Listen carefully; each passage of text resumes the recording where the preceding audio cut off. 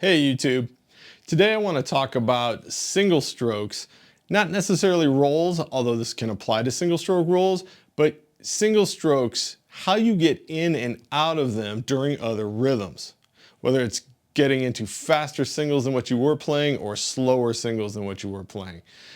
I have noticed many students of mine over the years, they will, if you have like a rhythm that's like 1 and 2 eanda, 3 and 4 eanda, they'll get into those 2 eandas and 4 eandas, but they'll rush the first couple of notes and then lock in.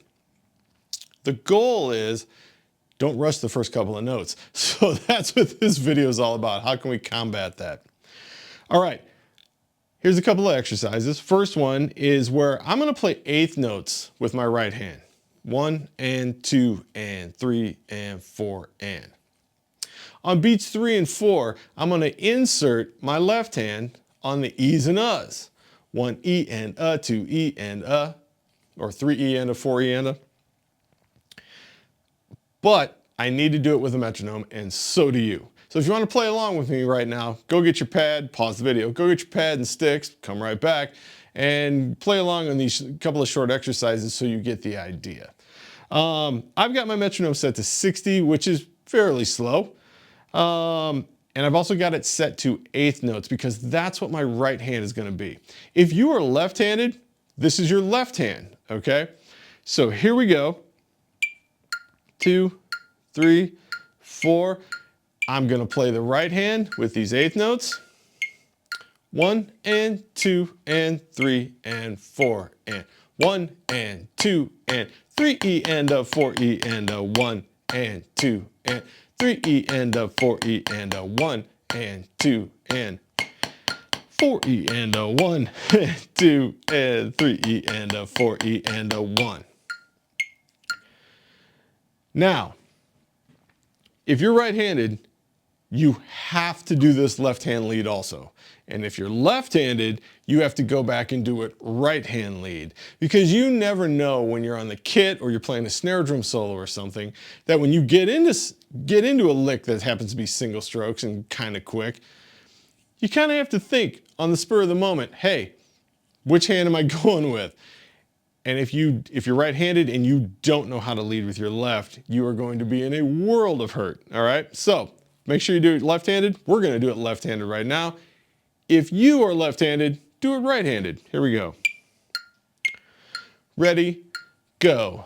1 and 2 and 3 E and 4 E and 1 and 2 and 3 E and 4 E and 1 and 2 and 3 E and 4 E and 1 and 2 and 3 E and 4 E and 1.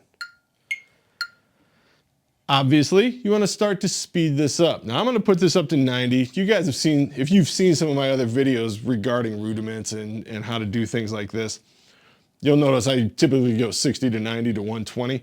If you can't do this at 90 yet, it's perfectly okay to try and set it at 70. 65 maybe, whatever you can get it done and then start to push yourself. Now I'm going to put this up to 90 for time's sake. All right, here we go. 1, 2, ready, go.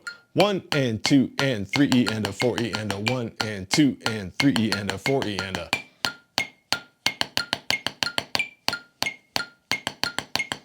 Play along if you can.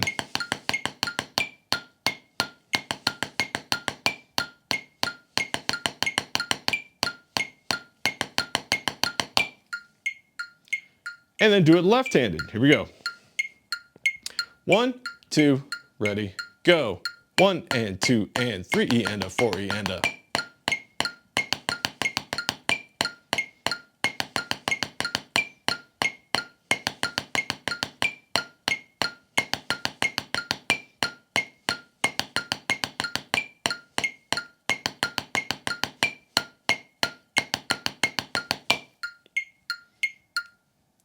and so on. And then try to take it up even faster. I'm going to try just a smidgen at 120. Here we go. 1, 2, 1, 2, ready, go.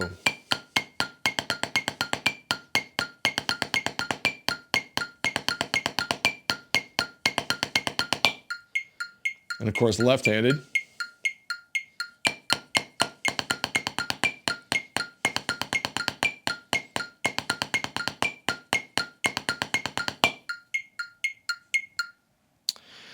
Now, once you're able to do that, you're not going to sit behind your kid or play all snare drum solos just playing right hand until that lick comes up, and then you're going to go around it. What we just did is for you to understand the distance between notes by having kind of a check pattern.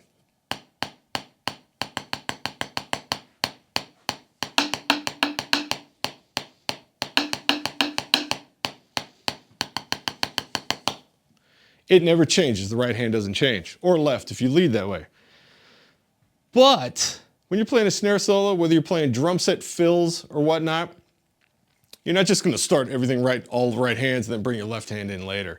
Now we want to take that same exercise. The exact same exercise, except now you're going to play the eighth notes alternated and then learn how to put them together. It's a different feel. You're no longer just keeping this going. This is half time at the beginning, and then you got to double time it, whatever the hand you're leading with. So we're going to start with the right hand. I'm going to bring this back to 60 again, and play along with me. Wow, that seems a little slow now. 2, ready, and go, and right, left, right, left.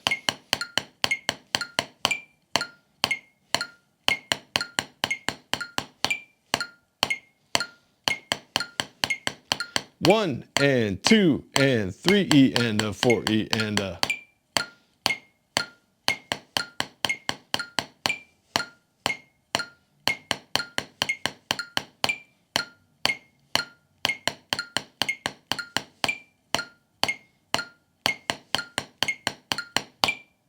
And of course, you're going to do it left-handed.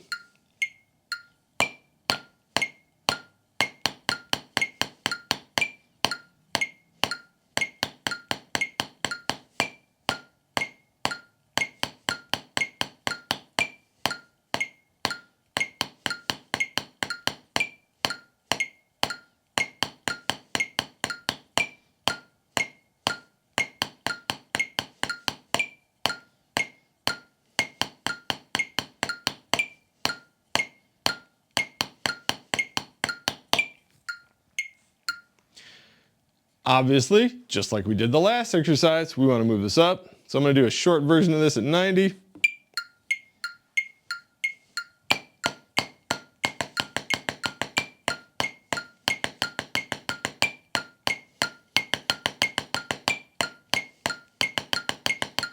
Left-handed.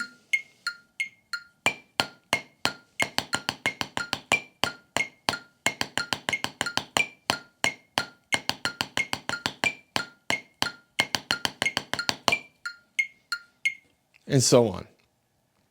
Now you might have noticed that, well, maybe you didn't, but I'm going to tell you, you want to keep your sticks as even as possible. I'm trying to keep them as, I'm trying to make big strokes, by the way, if you haven't noticed. They're coming up about 90 degrees. That's to get the fingers and the wrists actually moving. This kind of does nothing. Sure, it does help you with your dynamics, absolutely, because it's a whole different feel. But for these exercises, I want you to really work out your wrists and your fingers and whatnot.